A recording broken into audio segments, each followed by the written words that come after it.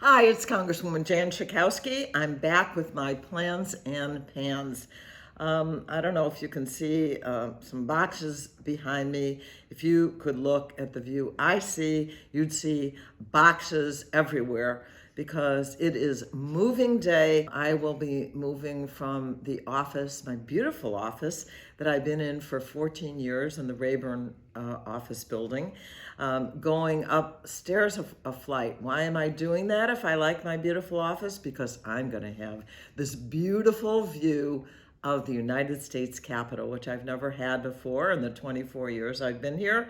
And I want to make sure that if you're traveling to Washington, D.C., come by. It is really a sight to behold, and I'd love to welcome you in my office. So a lot has been going on, and we have voted now finally to say that marriage equality, same-sex marriage, has been passed by the House and the Senate. It is going to the President of the United States. It's about time, and we're glad to have it into United States law. I bet some of you have gone to Ticketmaster to go to some sort of an event that you've really been looking forward to. Some of you, of course, have heard the Taylor Swift disaster. That got a lot of coverage. Access to tickets was certainly limited. The cost was very great. And some of these other companies then who bought up tickets and then were reselling them, you had up to $22,000 for a ticket. The top leaders of the Energy and Commerce Committee, that would include me because I am the chair right now of the Consumer Protection and Commerce Subcommittee, sent a letter, bipartisan, to Ticketmaster because we are very concerned about what we've seen. You can go online and they tell you a price. And then you go through a process which can take some time to order the ticket. And at the very end, often, is where you will see that they talk about these extra costs that you have to pay in order to get that ticket, in addition to what they told you at first. And so the letter that we sent to Ticketmaster, and that has been getting some press, has indicated that we want, at the very least, and this is just step one, to have a briefing from Ticketmaster for them to explain to us why they do what they do. In 2020, Ticketmaster came to a hearing before the Congress and said that they absolutely promised that they were going to clean up their act, and they haven't. Well, the time has come now.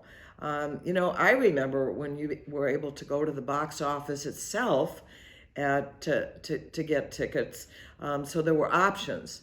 Today, there really are no options, and now millions of people, I think, are just plain old getting ripped off by those ticket sellers and by the bots who then buy them and resell for exorbitant amounts of money. So our committee, the Energy and Commerce Committee, and my subcommittee are going to be getting to work on addressing that because we want you to have some fun in your life and be able to afford going to concerts, etc., and have some fun. Last week, in the 9th Congressional District, and actually in Evanston, Illinois, I went to a wonderful gathering of people from around the country, grassroots organizations who have been working on the issue of reparations to address the terrible consequences of slavery and the legacies of slavery, and how to address that in the United States of America. Congresswoman Sheila Jackson Lee has been sponsoring for a number of years H.R. 40, House Resolution 40, which would create a commission that would look at what are the ways that we could properly, in the United States of America, address reparations for the descendants of people who were slaves, and then generations after them who have been egregiously harmed by the legacy of slavery. Evanston was the very first city that not only addressed the issue of reparations, but actually have distributed money to people who are descendants of those in Evanston who faced housing discrimination.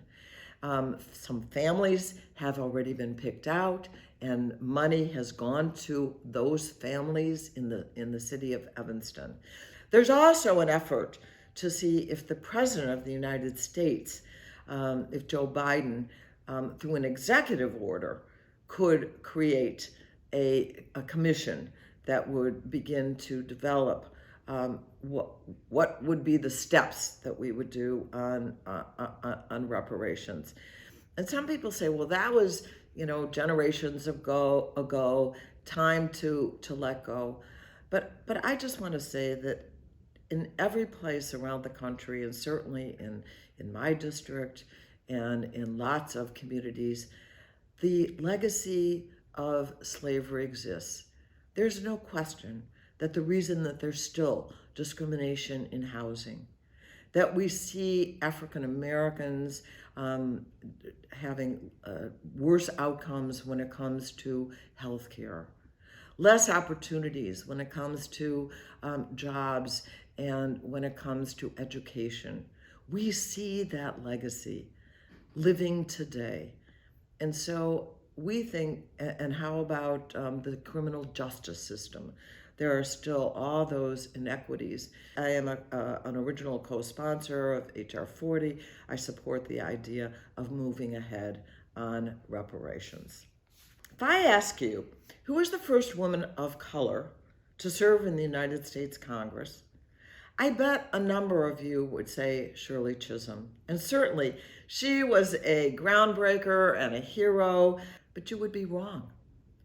The first woman of color to serve in the House of Representatives was Patsy Mink of Hawaii. Patsy Mink, among other things, is the author of Title IX. Some of you may be well aware. Title IX made sure that there was equality in education for women. Title IX is celebrating 50 years. It is one of the most important pieces of legislation, especially for women's equality. The fact that it said that it shall be for equality in education meant all forms of education, including physical ed, including the ability of women to participate in sports. So I've been pushing, let's recognize Patsy Mink. And finally, thanks to Speaker Pelosi, there is now a wonderful portrait of her in the House of Representatives. And now we also had a wonderful showing of a documentary that was done about Patsy. And so Wendy, her daughter, was there, Nancy Pelosi, the leaders of the Asian Pacific American Caucus participated. It was a standing room only event. One of the producers of this documentary was Naomi Osaka, a famous tennis player, but now producer of documentaries. So the story of Patsy Mink is not just about her tremendous successes, it's about her persistence.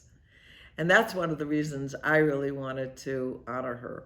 So let me just tell you again about COVID as we close for this week. I find it really disturbing that in Chicago, only 34% of people have had the latest booster. Here it is available to you, to everyone, to people 5 years old and older. You might want to think about the children.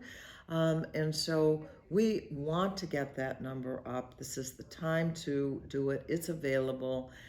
So think about it. Right now, we're still in the medium risk category.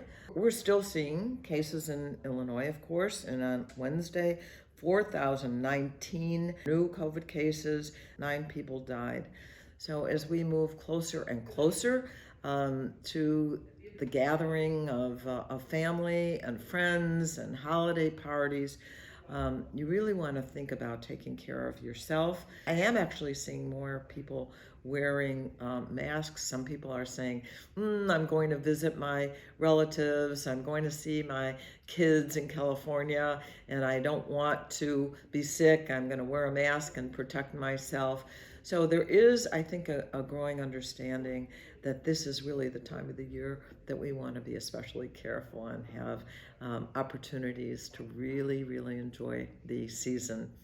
So I love you very much, and I will see you next week. I will see you in the new office. I'll show you a view, and I hope you have a great week. Thanks. Bye.